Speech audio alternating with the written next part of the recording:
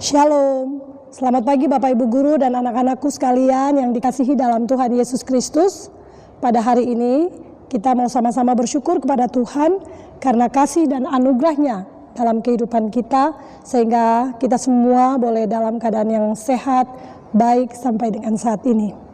Untuk itu kita mau pergunakan kesempatan pada hari ini dengan merenungkan satu bagian firman Tuhan yang terambil dari 1 Petrus pasal yang pertama, ayat 3 hingga ayat yang ke-12.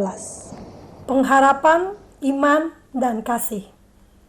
Terpujilah Allah dan Bapa Tuhan kita Yesus Kristus, yang karena rahmat-Nya yang besar telah melahirkan kita kembali oleh kebangkitan Yesus Kristus dari antara orang mati, kepada suatu hidup yang penuh pengharapan, untuk menerima suatu bagian yang tidak dapat binasa, yang tidak dapat cemar, dan yang tidak dapat layu, yang tersimpan di sorga bagi kamu, yaitu kamu yang dipelihara dalam kekuatan Allah karena imanmu, sementara kamu menantikan keselamatan yang telah tersedia untuk dinyatakan pada zaman akhir.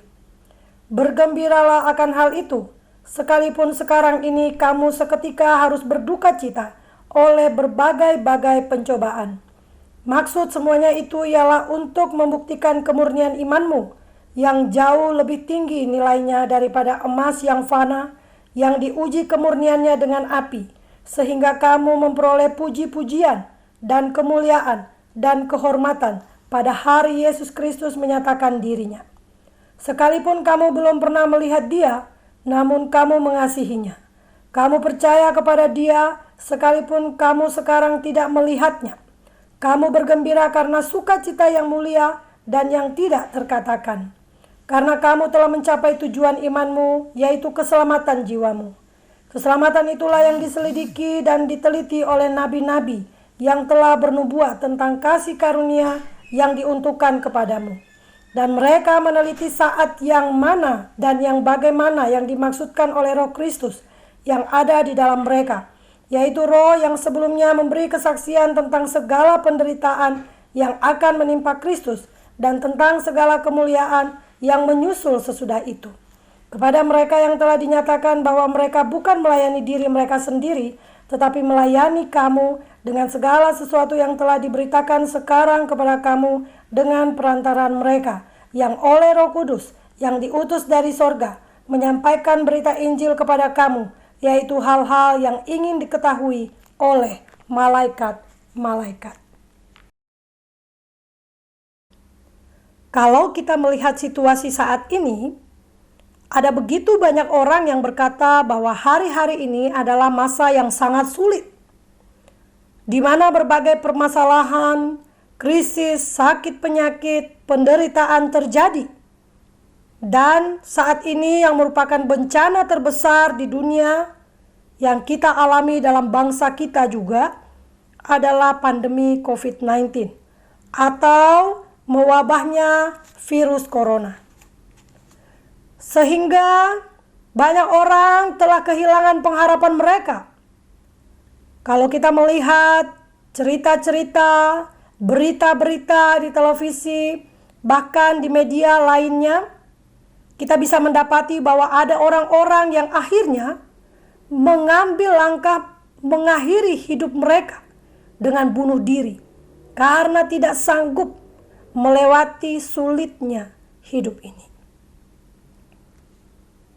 Lalu bagaimana dengan kita sebagai anak-anak Tuhan atau orang percaya yang bukan hanya mengalami hal yang sama seperti orang lain di dunia, tetapi juga kadang mengalami penganiayaan sebagai seorang musafir di dunia?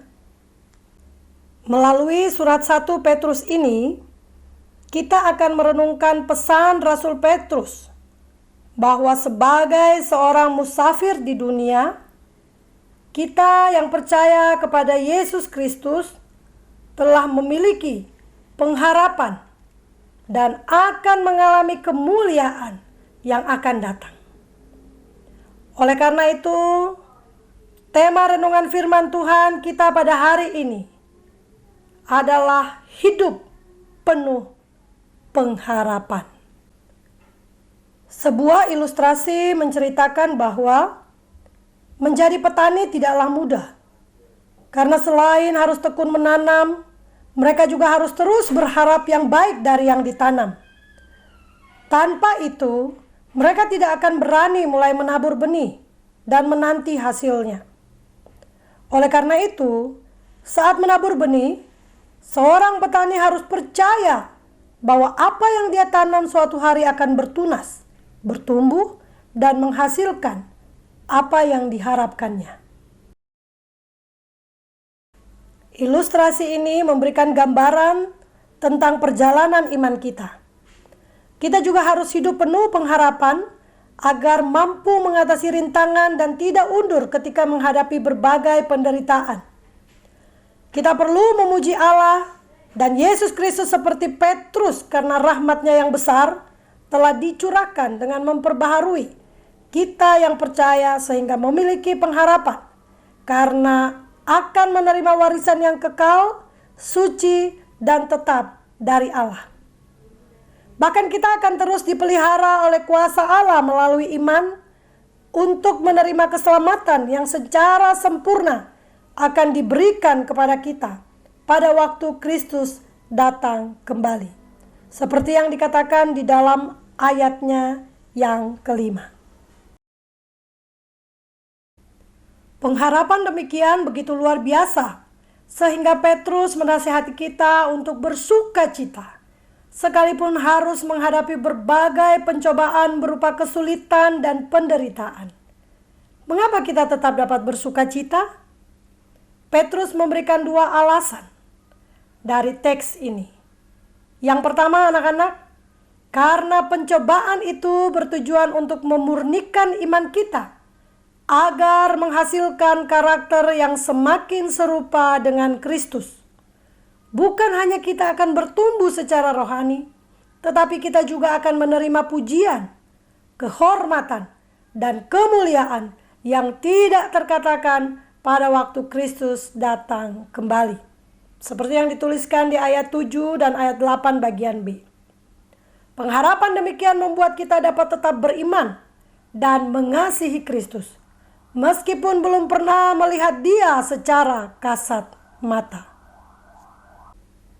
Yang kedua, karena kita telah menerima anugerah keselamatan dari Tuhan yang dinubuatkan oleh para nabi berdasarkan penyataan Roh Kudus tentang segala penderitaan dan kemuliaan Kristus. Oleh Roh Kudus, para hamba Tuhan juga telah menyampaikan Injil keselamatan itu, dan kita yang percaya telah mengalaminya. Anak-anakku, pesan firman Tuhan hari ini, marilah kita percaya kepada Yesus Kristus agar memiliki hidup yang penuh pengharapan, sehingga membuat kita dapat bersukacita dan menerima warisan yang sempurna dan kekal dari Allah. Amin.